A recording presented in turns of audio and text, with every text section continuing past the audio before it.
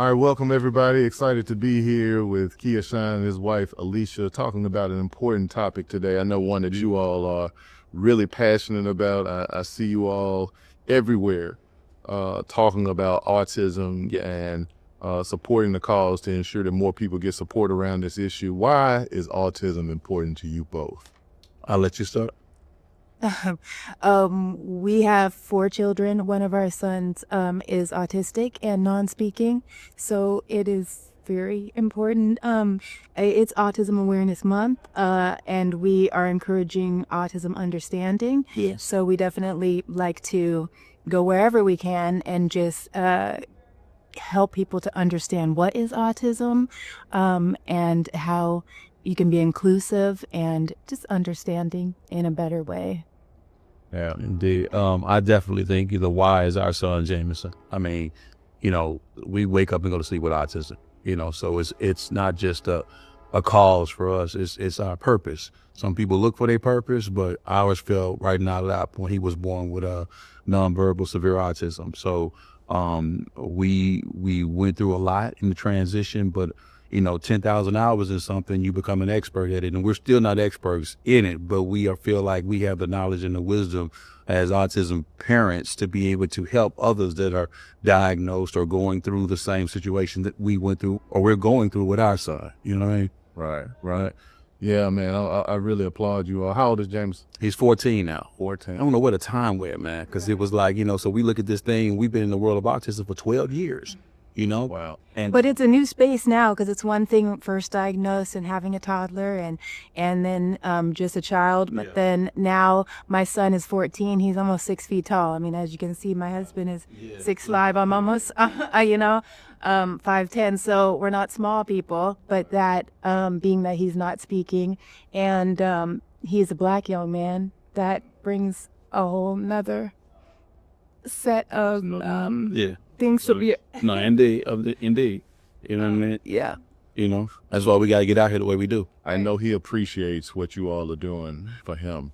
And I know that we are working together. That's all on a project or on a program around autism. Yes. Tell me why something like that is important here in Memphis. Okay, I feel good about that. Go right ahead. It's here in Memphis and really everywhere, but I'm so proud of Memphis to be a leader in this space, because the leading cause of death for autistic children is drowning. Yes. So to been able to give supports, adaptive swim supports for instructors to be able to teach our autistic youth how to swim is a life-saving skill that they will carry with them always. Autistic people are drawn to water. The sensory positive things that water brings. However, that also brings a very, very dangerous space. So giving this life-saving skill is so important. So our program with Autism partner with the Parks and Rec and the schools, and we're able to give our autistic kids the opportunity to have adaptive water safety swim lessons. Yeah, our Jameson stays in the water. We started Autism just as a family thing that we were doing, just like we realized that he loves being in the water. So we were like, okay, either we're going to get a new house with a pool, or we'll just go to the summer house in Seattle and we'll be able to let him be in the pool. So we let him, he's in the water. Listen, man, here in that if we up 12 hours, he will be in the pool for 12 hours, use the restroom, go back and eat, right back in the pool. He tries to speak when he's in that pool. He's more verbal. There's therapeutic positive attributes to water, but just because I love the water, we love to swim, we're able to teach our son how to swim. But a lot of people, we were not too long ago even allowed in some of the same pools. So this is there is a long-standing it's kind of a disconnect between us and water, Right. So it's like, all right, we need reason for that. So we need to be able to teach, make sure that our son swims, and he's able to be safe in the water. We just want safety, because when you look at the numbers don't lie. When all the autism kids of all these autism kids in the world, 1 in 36. 1 in 36, And out of those, the leading cause of death is drowning. So when we look as a nonprofit, we're like, okay, well, where should we put our focus on? Focus should be on safety.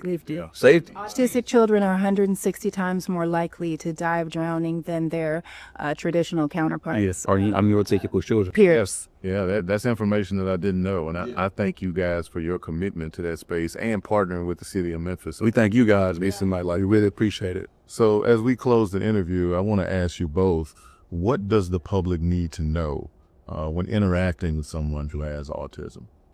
I think a few things that we could look at is like, okay, stimming. You know, when you see a child kind of flailing his or her hands, and kind of running and doing little laps and stuff like that, that's loping.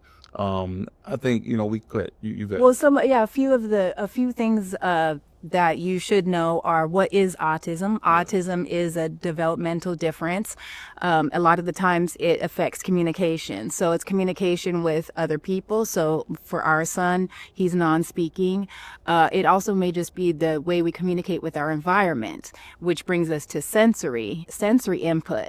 So it can be overwhelming just being in a room like this, lights, sounds, being able to pick up on everything that everyone in the room is doing. That can be overwhelming, which can lead to sensory overload and then meltdowns. So sometimes when you may see a child seems like just a temper tantrum, it could be an autistic meltdown, which is an overload of those sensories. All your sensories are processing and taking in all the information in your environment, and it can be completely overwhelming. So just to have understanding and grace, because we don't know. And if you are taking the step to understanding, then just share with your neighbor, share with someone you know. When you're at the store, if you see a child maybe having a meltdown, you don't know if they're autistic, you don't know. So lead with grace. Yeah, just yes. With grand grace. Yes. And just be aware, Oh, and you were saying stimming. Stimming is sometimes when you are you're having those sensory overloads, it can be stimming with physical flailing or spinning. Sometimes it's verbal stims, where you're saying noises, or you're loud, or you're saying things repetitively. Sometimes children with autism use like a pad or something to be able to continue to play the same thing. Repetition helps to be able to regulate. Yes, to regulate your senses. So we are speaking with the schools. We talk to staff and anyone we can, really, just to share understanding, answer questions, because I think that the fact that 1 in 36 children is diagnosed with autism, it's definitely time that we all have this understanding. We talk about it. So, and if you've met, and not to cut you off, but people always say before you cut you off, but no. But if you've met a person with autism, you've met that one individual with autism. The spectrum is wide. Right. There may be someone with autism that can speak, and you won't even notice. You know what I mean? Because they can mask. You know what I mean? But then there's some that are super. Well, that's a good thing, the spectrum. So it's like our son who's non-speaking to someone who may just have social difficulty picking up social cues. But can speak, but maybe those things that we communicate with, that I pick up, it's not through speech, but it's those social cues. That's another side of the spectrum. And yes, just like everyone, no one's the same. There are some similarities, but. And that's why sharing your stories and sharing your experiences and just building community is key.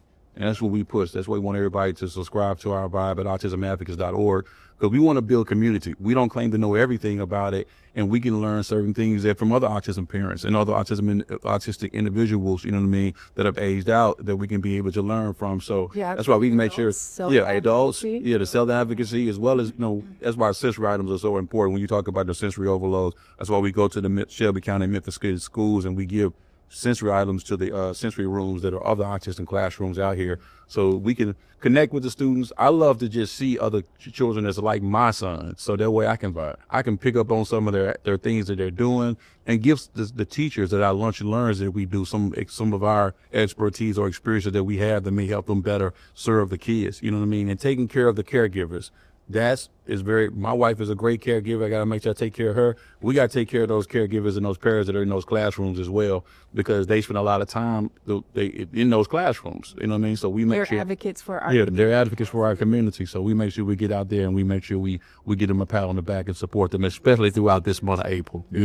Well, I just want to applaud you all for what you're doing, building community, communicating to us around how we can build a stronger city, Yeah. a stronger nation, Yeah. and make sure that everybody feels included. Indeed. And inclusion is key. Nothing is more important than our young people, and we want to make sure that every young person feels included and has an opportunity to grow and thrive. And so during this Autism Awareness Month, I applaud you guys for your advocacy.